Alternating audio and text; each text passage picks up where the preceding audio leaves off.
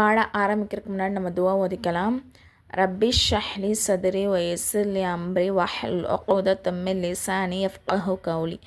ரப்பி ஜித்னி இல்மா ரப்பி ஜித்னி இல்மா ரப்பி ஜித்னி இல்மா. இன்றைக்கி நம்ம பாடம் 13 பார்க்க போகிறோம். அதாவது கடா ஜபர் அலிஃப் மத்தாவை போன்றாகும். அலிஃப் மத்தானா என்ன பார்த்துருக்கோம்? அலிஃப்க்கு முன்னாடி ஜபர் இருந்துச்சுன்னா அது ஒரு அலிஃப் அளவு நீட்டி ஓதணும். சரிங்களா? அதுதான் அலிஃப் மத்தா. அப்போ அலிஃப் மத்தானா என்ன பண்ணணும்? ஒரு அலிஃப் அளவு நீட்டி ஓதணும். அப்போது அலிஃப் கடா ஜபர் ஆ, பா கடா ஜபர் பா, தா கடா ஜபர் தா, அந்த மாதிரி. சரிங்களா? சா ஜா ஹா ஹா தா த ரா ஸ ச ஷ ஸ ல த ல அ க ஃப ழ க ல ம ந வ ஹ ஆ ய. இப்போ கூட்டெழுத்து பார்க்கலாம்.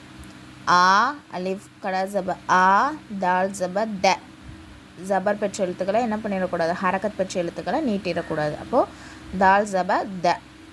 ஆ த, மீம் ஜபர் ம, ஆ த ம, ஆ மன, மா லி கி மாலிகி, அ ப அப வா ஹு அபவாஹு, ச மா சமா வா சமாவா தி சமாவாதி, ஆ வாவ் யா ஜேர் வி. இங்கே சுக்குன் வரும். ஓகேங்களா?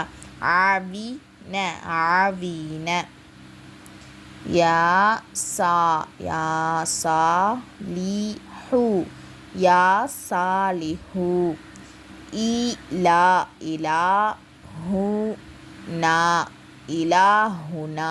இது என்னது? அலிஃப் மத்தா. ஓகேங்களா? இதையும் நீட்டணும். ஹா தால் அலிஃப் ஜபர் தா ஹாதா, கி தா ப கிதாப, ரி சா ரிசா லா தி ரிசாலாத்தி, ذلك ذلك. இது ஃப்ரீ முஅல்லமா கோர்ஸ். இது நம்ம சர்டிஃபிகேட் கொடுத்துருவோம் இன்ஷா அல்லாஹ். இந்த கோர்ஸில் ஜாயின் பண்ணுறதுக்கு விருப்பம் உள்ளவங்க, அதாவது ஒன்லி லேடிஸ் மட்டும், நான் கீழே டிஸ்கிரிப்ஷனில் டெலகிராம் சேனலோடைய லிங்க் கொடுக்குறேன். இன்ஷா அல்லாஹ் விருப்பம் உள்ளவங்க மட்டும் அதில் ஜாயின் பண்ணிக்கோங்க. இன்னும் டீட்டெயில்ஸ் அந்த சேனல்லே நான் கொடுத்துருக்கேன். அஸ்ஸலாமு அலைக்கும் வரஹ்மத்துல்லாஹி வபரகாத்துஹு.